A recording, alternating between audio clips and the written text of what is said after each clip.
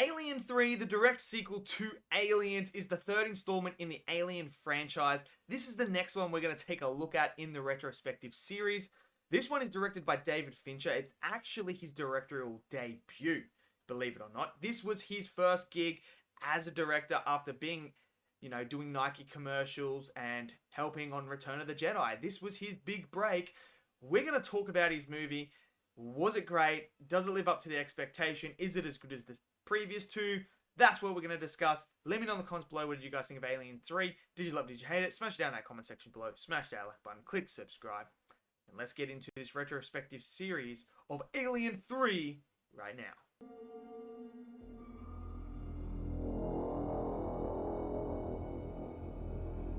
So Alien 3, the direct sequel to Aliens, is a mixed bag. Let's just say that. Now, there is actually two versions of this movie that have very differences when it comes to how it portrays certain events unfolding in the movie. So we have the assembly cut and we have the theatrical cut. So things do differ from different cuts. So it's not like when you watch Aliens and you have the director's cut, the extended version where they add in scenes like the Tyrant scene, like the start. That is just adding to that story. Where Alien 3, it feels like almost a completely different movie. Now, there was a lot of drama that went behind the scenes when it came to Alien 3. They were building sets. I kid you not, building sets before the script was even finished. They didn't really have a script for this movie. They didn't. They just went in. And for David Fincher to come in and do this on debut, I mean, I've got to give him props because, this would be one of the hardest things to do, especially on your debut, trying to put this movie together with everything going behind the scenes. We were supposed to have Corporal Hicks was supposed to be the protagonist of the film. He was supposed to be the guy that was fighting the aliens. But because of the changes, the constant, script changes, always meddling, studio interference, he walked. So there was so much behind the scenes stuff that hindered this film a lot. And a lot of things changed throughout. I know that they reshot the ending just before it got released as well. And they had to re-edit that back in there. It's insane. If you guys want to know more, read up on the whole behind the scenes stuff that occurred with Alien 3. It's interesting. And to see what David Fincher had to go through is absolutely insane.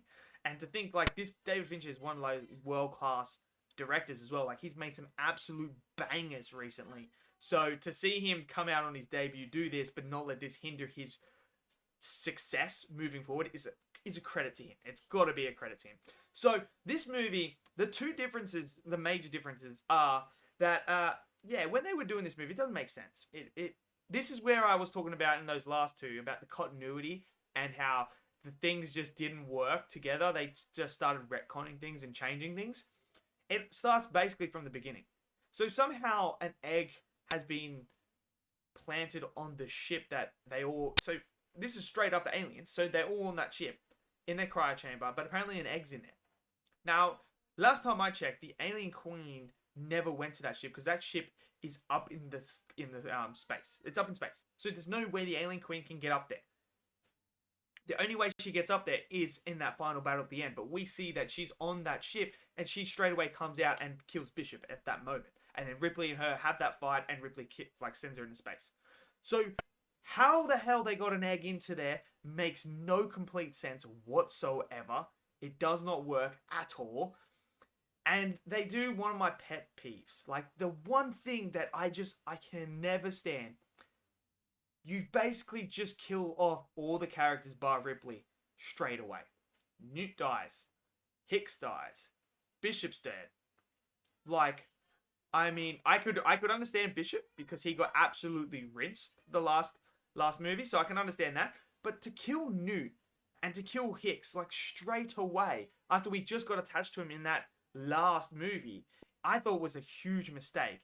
And I do not understand why they would do that. It just made no sense. I understand that Michael Biehn walked off because of all the changes and all the drama and stuff like that. So I get that. But this wouldn't have happened if you guys just sat down and did a script straight off the bat and didn't start production or anything like that, pre-production, before you even had the script ready.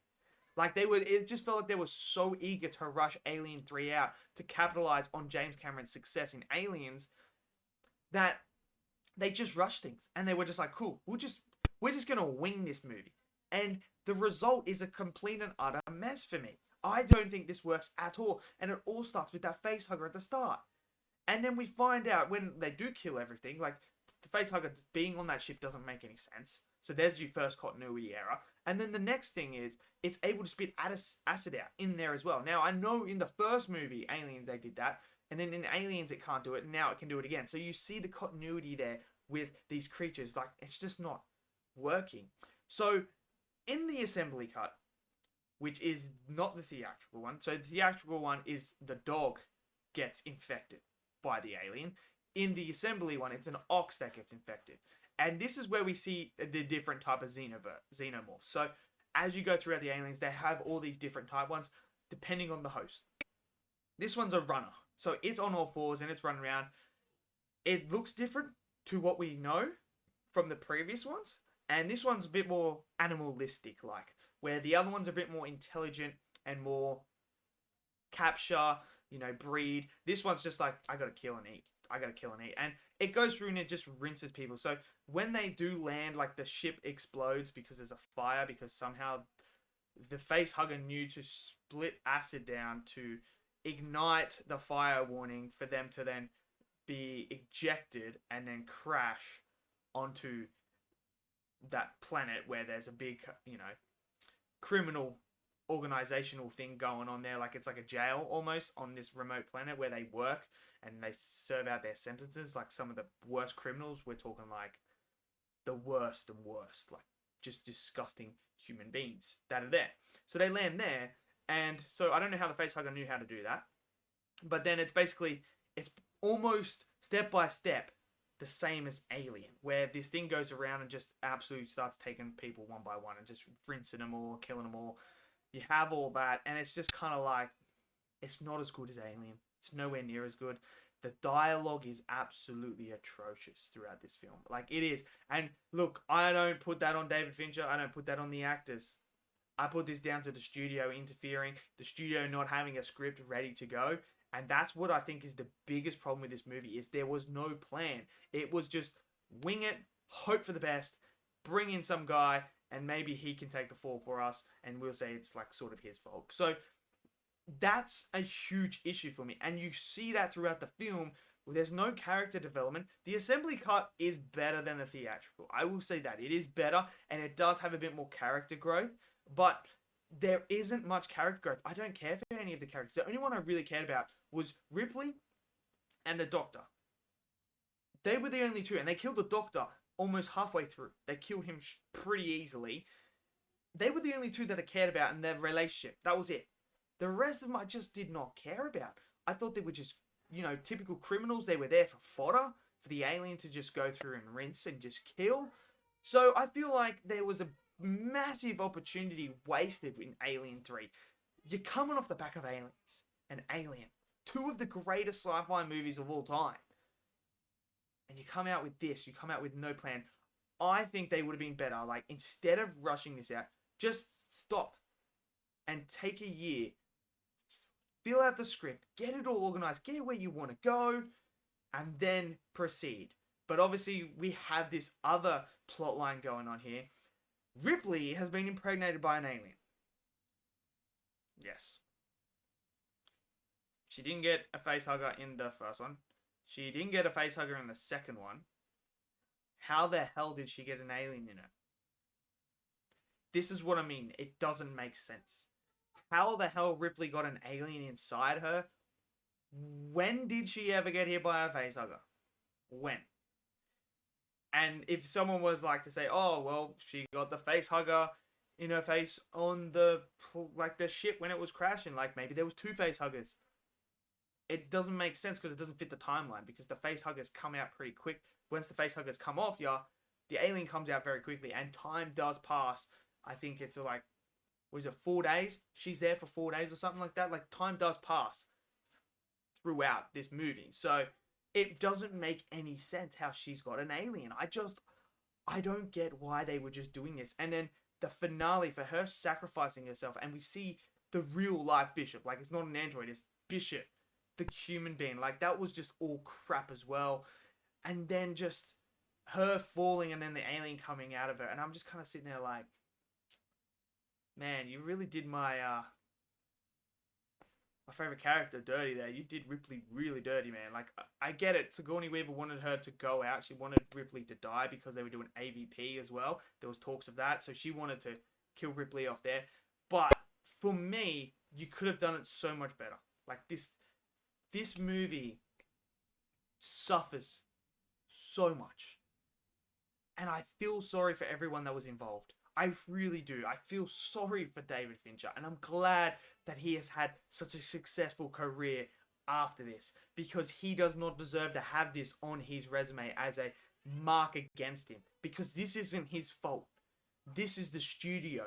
This is what happens when you have a studio who just wants to push things out as quick as possible to capitalize on hype, and they don't have any plan or any idea where they want to take the franchise. They're just reacting. They're like, let's just wing it. Let's do it. Let's get it going. Let's bring him. And you're losing stars. You lose Michael Biehn. You have Sigourney Weaver, who's not happy with it. You have all these other people who are like, what the hell is going on? So the big problem is, it feels like I'm eating a burger with no middle. It's just two buns. Like, yes, there's cool kills and stuff, but I want more. I expected more after seeing the first Alien. Absolutely loving that. Yes, it has a pacing issue. Yes, it does have some problems here and there. But generally, it's actually really, really good. Then you capitalize on that with Aliens, which I think is the greatest sci-fi movie of all time. It's incredible. James Cameron nailed that. And then you go back and you try and redo the first one in a different location. Try to make it a bit different. But you don't have a plan. You don't have a script. You just go, hey, let's just throw this together. Hey, what do you think, David? Like, do you want to do this? Do you want to do that? So there is massive problems with this movie. And for me, look, we're going to get into the new stuff that has been recent and Resurrection. And for me, I actually think Alien 3 is probably the worst for me. This is probably the worst one in the franchise. I don't enjoy this movie at all. And I don't like how they killed all the characters at the start. I really don't. I think that is one thing you just don't do. You don't undo the movie beforehand. Because, like, it's like, what's the point of that movie there? Like, what is the point of Aliens if you're just killing the characters off straight away? It doesn't work.